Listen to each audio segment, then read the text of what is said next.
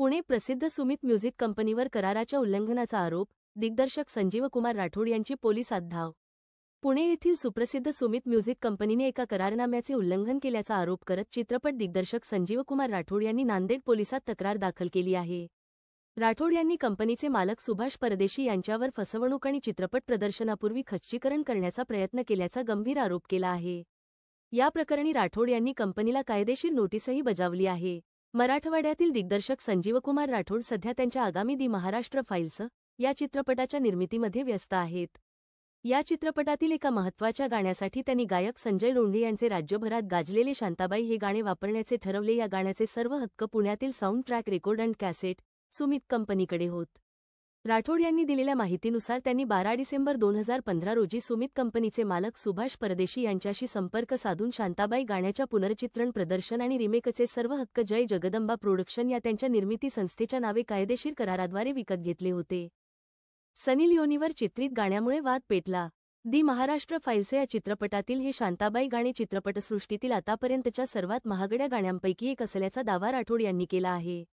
हे गाणे प्रसिद्ध अभिनेत्री सनी लिओनी आणि ज्येष्ठ अभिनेते सयाजी शिंदे यांच्यावर चित्रित करण्यात आले आहे. या गाण्यात सनी लिओनी आधुनिक शांताबाई म्हणून प्रेक्षकांसमोर येणार आहे. राठोड यांच्या आरोपानुसार गाण्याचे भव्य चित्रीकरण आणि सनी लिओनीसारख्या मोठ्या कलाकाराचा सहभाग पाहून सुमित कंपनीचे मालक सुभाष परदेशी यांची नियत बदलली. त्यांनी पूर्वी केलेल्या कराराचे उल्लंघन करण्यास सुरुवात केली. ही बाब लक्षात आल्यानंतर दिग्दर्शक संजीव कुमार राठोड यांनी 17 सप्टेंबर 2025 रोजी सुमित कंपनीला आणि सुभाष परदेशी यांना कायदेशीर नोटीस बजावली. यानंतरही कोणताही प्रतिसाद न मिळाल्याने अखेर त्यांनी नांदेड पोलिसात तक्रार कराराचे ठरवले. फसवणूक केल्याप्रकरणी तक्रार दाखल केली आहे. ग्रामीण भागातून आलेल्या एका दिग्दर्शकाला त्याच्या पदार्पणापूर्वीच दाबण्याचा आणि त्याचे खच्चीकरण करण्याचा हा प्रयत्न असल्याचा आरोपही राठोड यांनी केला आहे. या प्रकरणाची आता पोलीस चौकशी करत असून चित्रपटसृष्टी आणि संगीत क्षेत्रात या घटनेमुळे मोठी खळबळ उडाली आहे.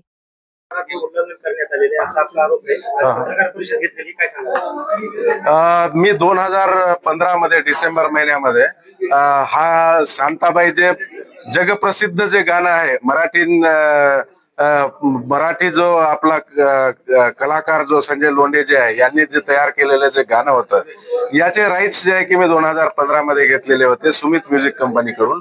आणि सुमित म्युझिक कंपनीने कराराचे उल्लंघन करून वेगवेगळ्या पद्धतीने जे आहे वेगवेगळ्या प्लॅटफॉर्मवर त्यांनी कराराच्या नंतर सुद्धा जे आहे की त्यांनी पूर्ण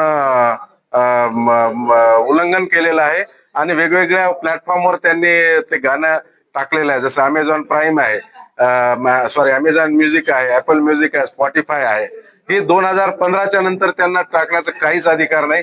त्याचे परमनंट परपेच्युअल IPR हे पूर्ण राईट्स कायदेशीररित्या जे आहे की त्यांनी मला दिलेलं आहे.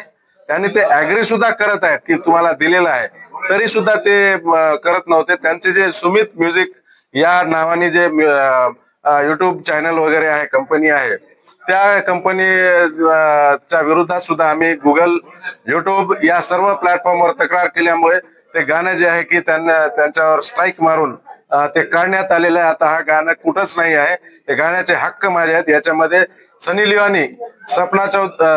लिओनी, सयाजी शिंदे हे या गाण्यावर जे आहे की डान्स करताना पूर्ण महाराष्ट्राला दिसणार आहेत. आणि हा भव्य दिव्य असं गाणं जे आहे तयार केलेलं आहे. आणि हे गाणं जसे एक साऊथ इंडियन फिल्म इंडस्ट्री असेल, त्यानंतर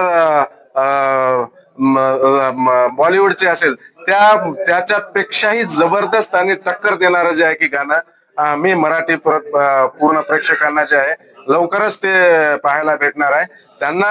त्यांना जे आहे की माझ्या फिल्म बद्दल किंवा गाणं टाकण्याबद्दल अधिकार नाही, पण त्यांचा जो मालकी हक्क कोणाचा आहे, IPR कुणाचे आहेत.